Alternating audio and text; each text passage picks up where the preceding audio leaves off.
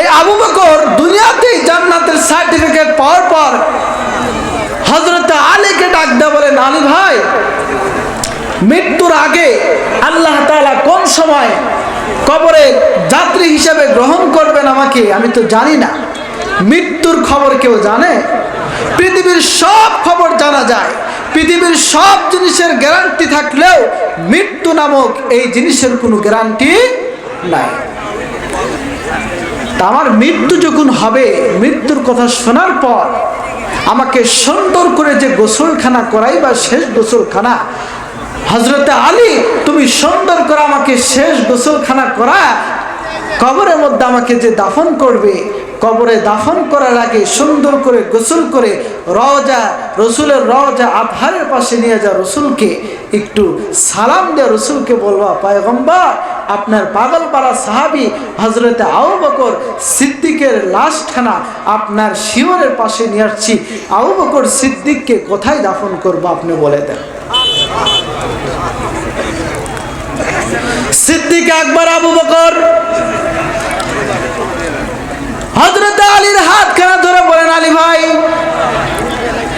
আপনার কাছে আমার ওসিয়ত, মৃত্যুর পর সুন্দর করে আমাকে তো শেষ গোসলখানা করাইবেন, শেষ গোসলখানা আপনি আমাকে করাইবেন।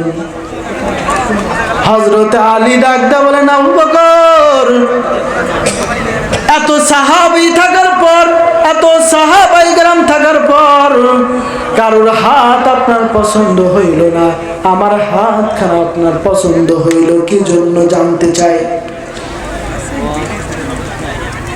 আবু বকর ডাক দিয়ে বলেন, ও আলী ভাই, এত সাহাবী থাকার পর আপনার হাতখানা আমার পছন্দ হয়েছে, কারণ পয়গম্বরের যখন পয়গম্বর যখন মৃত্যুবরণ করেছে, পয়গম্বরের শেষ গোসলখানা আপনি করাইছেন, আপনার বরকতি দুইখানা হাত পয়গম্বরের শরীরের মধ্যে লেগেছে, পয়গম্বরের চেহারার মধ্যে লেগেছে।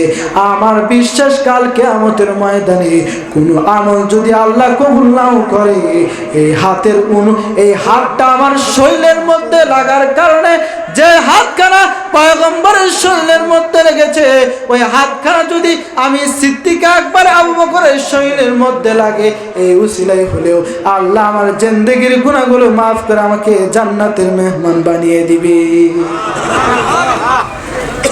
দুই নাম্বার ওসিয়ত, সুন্দর করে গোসল করানোর পর আমাকে রওজা ধারের পাশে নিয়ে যাবেন। রওজা ধারের পাশে নিয়ে যাওয়ার পর পয়গম্বরকে সালাম জানাইবেন। পয়গম্বরকে সালাম জানানোর পর পয়গম্বরকে ডাক দিয়ে বলবেন, পয়গম্বর, আপনার পাগলপাড়া সাহাবী সিদ্দিক আকবর আবু বকরের লাশখানা আপনার সামনে নিয়ে এসেছে, আপনি শিওরিয়া নিয়ে এসেছি, আপনি বলে দেন কোথায় দাফন করব। পয়গম্বর রওজা ধার থেকে যে উত্তর দিবে, সেই উত্তর অনুযায়ী আমার লাশখানা আপনি দাফন করবেন। ঠিক তেমনি ভাবে সিদ্দিক আকবর আবু বকর যখন মৃত্যুবরণ করলেন, হযরত আলী সুন্দর করে গোসল করাইলেন। গোসল করানোর পর পয়গম্বরের রওজা ধারের পাশে নিয়ে যা হাজির হইলেন। পয়গম্বরকে ডাক দিয়ে বললেন, পয়গম্বর, আপনার পাগলপাড়া সাহাবী সিদ্দিক আকবর আবু বকরের লাশখানা আপনার শিয়রের পাশে নিয়ে আসছি, পয়গম্বর কোথায় দাফন করব আপনি বলে দেন, আপনি যেথায় দাফন করার কথা বলবেন সেটাই দাফন করব। কিছুক্ষণ পর রওজা ধার থেকে আওয়াজ আসছে,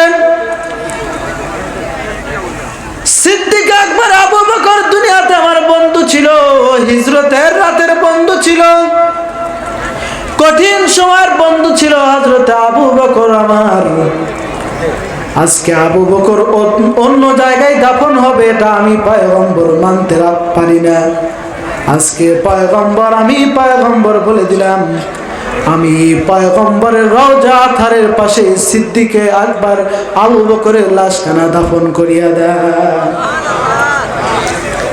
সিদ্দিক আকবর আবু বকরের লাশখানা এই রওজা ধারের পাশেই দাফন করে দেন। কারণ আবু বকর ইসলামের জন্য অনেক ত্যাগ করেছে, অনেক কুরবানি করেছে। দুনিয়াতে যেমন আমার বন্ধু ছিল, আজকেও কবর জগতে আমার বন্ধু হিসাবে আবু বকরকে আমি রাখতে চাই। এই জন্য বুঝে থাকলে বলেন তো, পয়গম্বরের সুন্নত ছেড়ে পয়গম্বরের বন্ধু হয়েছে, না পয়গম্বরের সুন্নত মেনেই পয়গম্বরের বন্ধু হয়েছে? অবশ্যই পয়গম্বরের সুন্নত মেনেই পয়গম্বরের বন্ধু হয়েছে। যে কারণে দুনিয়াতে জান্নাতের সার্টিফিকেট পেয়েছে, দুনিয়াতে জান্নাতের সার্টিফিকেট পেয়ে রওজা আতহারের পাশে পয়গম্বরের পাশে আবু বকরের লাশখানা দাফন হয়েছে। এই জন্য পয়গম্বরের সুন্নত আমার আপনার জিন্দেগির মধ্যে সবচাইতে বেশি মানা দরকার। কারণ পয়গম্বর যদি কাল কিয়ামতের ময়দানে সুপারিশ না করে, কোনো মুমিন, কোনো মানুষ পরিপূর্ণ হিসাব দিয়ে আল্লাহর জান্নাতে প্রবেশ করতে পারবে না, যতক্ষণ পর্যন্ত আল্লাহ তাআলা দয়া না করবে আর পয়গম্বর সুপারিশ না করবে। এই জন্য আপনাদের কাছে আমার মেসেজ, আপনাদের কাছে আমার আবেদন, কে কোন সময় মারা যাবে কেউই জানি না, আমিও জানি না, আপনিও জানেন না। পয়গম্বরের সুন্নতের উপরে চলে, পয়গম্বরের 5টা সুন্নত আপনি নিয়ত করেন, এই 5টা সুন্নত আমি ধরলাম, যত বাধা আসুক না কেন এই 5টা সুন্নত আমি ছাড়ব না, এই 5টা সুন্নত আমি ছাড়ব না। এরকম প্রতিজ্ঞা নিয়ে আপনার জিন্দেগিটা আপনার সামনের দিকে আগান। যারা সূরা কেরাত পারেন না, আপনারা সূরা কেরাত শেখেন। প্রত্যেকটা গ্রামে মসজিদ আছে, মাদ্রাসা আছে, নুরানি বক্তব্য আছে, সেখানে যান, হুজুরদেরকে বলেন, হুজুর আমি রুকুটা করছি কিভাবে, দেখেন তো আমার রুকুটা হইতেছে কিনা, আমি সেজদা করতেছি আমার সেজদাটা হইতেছে কিনা, আমি নামাজের মধ্যে সূরা কেরাত পড়ছি সূরা কেরাতগুলো আমার ঠিক হইতেছে কিনা, যদি ঠিক না হয় আমাকে একটু সহি শুদ্ধভাবে আমাকে একটু শেখান। এগুলো বললে কি আমার আপনার ক্ষতি হবে? আওয়াজ করে বলেন, ক্ষতি হবে? তালিবুল ইলমের খাতায় আপনার নামটা ঢুকা দেন, যে মা বাবা তো মাদ্রাসায় দেয় নাই, আলেম হতে পারি নাই, দিনের কোনো জ্ঞান ভিতরে নিয়ে আসতে পারি নাই, কোরআনের কোনো আলো হাদিসের কোনো জ্ঞান ভিতরে নিয়ে আসতে পারি নাই, তালিবুল ইলমের খাতায় আপনি নামটা দেন।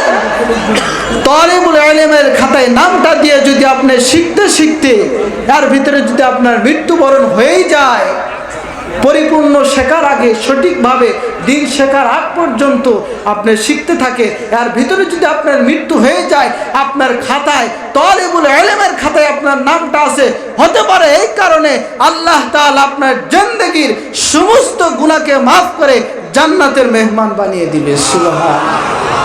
ইনশাআল্লাহ তালিবুল ইলমের খাতায় নামটা ঢুকাইতে পারি না বাজান? অবশ্যই অবশ্যই। আজকে অনেকগুলো বক্তা আমাদের সামনে উপস্থিত হয়েছে, ইনশাআল্লাহ ধারাবাহিকভাবে সবাই আলোচনা করবে ইনশাআল্লাহ। আপনাদের কাছে এই পাশের ভাইগুলো একটু এইদিকে এসে বসে পড়ি, অনেক খারাপ দেখা যাচ্ছে, এইদিকে একটু বসে পড়ি, মেহরবানি করে এইদিকে বসে পড়ি, দক্ষিণ দিকে একটু আমরা বসে পড়ি, এইদিকে, ঠিক আছে।